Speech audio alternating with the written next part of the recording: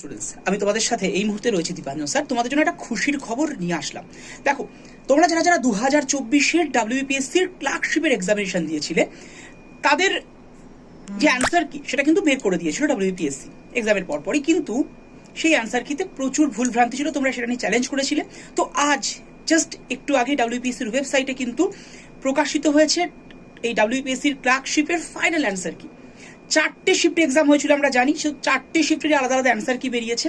কিন্তু এই অ্যান্সার কির একটা মেন ব্যাপার, সেটা হচ্ছে প্রচুর জায়গায় ওরা স্টার মার্কস দিয়ে রেখেছে এবং অ্যান্সার কির নিচে দিয়ে লিখে দেওয়া রয়েছে যে এই স্টার মার্কস দেওয়া জায়গাটায় কিন্তু প্রত্যেকে 1 মার্কস করে এক্সট্রা পেয়ে যাবে, সেটা ঠিক হোক বা ভুল। কারণ এটা এই প্রশ্নগুলো নিয়ে ওদেরও কনফিউশন আছে সেই অ্যাসপেক্টেই।